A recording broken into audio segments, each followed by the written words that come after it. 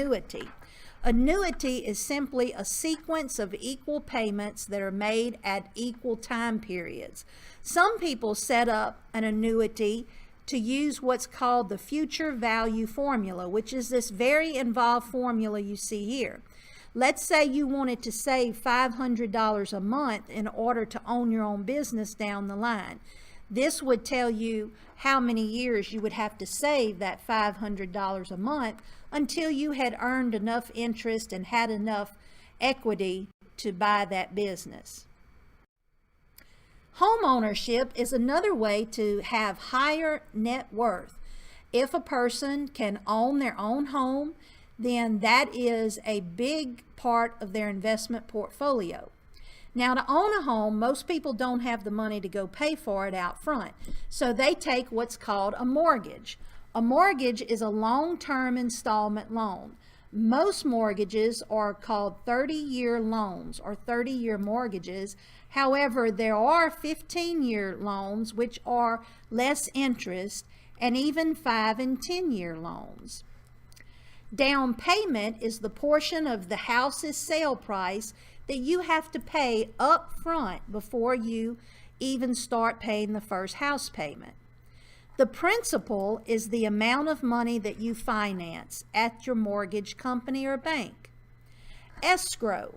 Escrow is an extra amount of money that a certain lender requires you to pay them.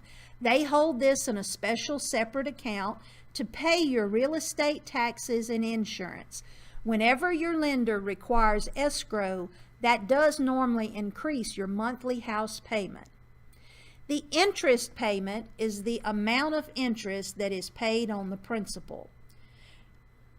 Amortization. Amortization is a series of regular payments, and that is how most mortgages are set up. They're set up so that your monthly payment includes more interest up front. So even if you pay your mortgage off early, the bank tends to get most of its interest back. Using plastic.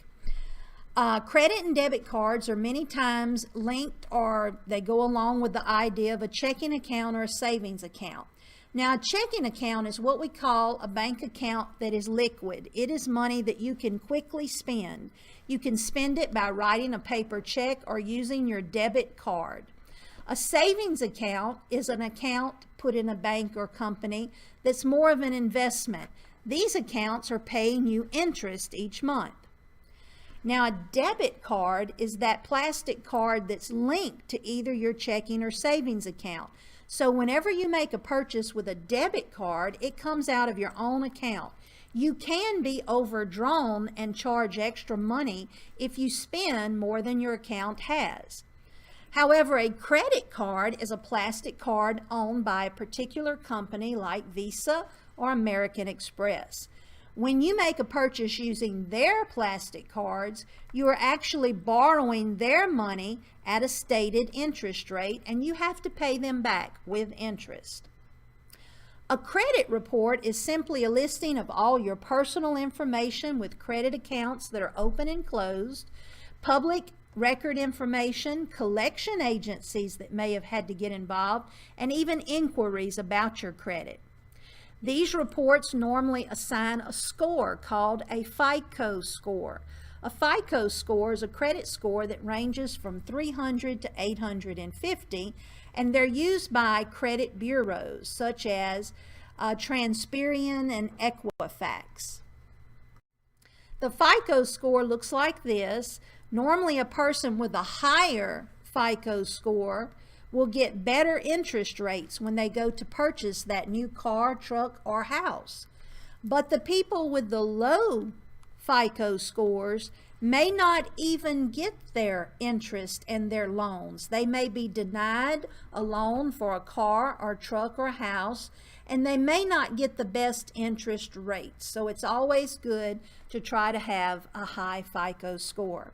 I hope this helps you understand a little more about budgeting and banking.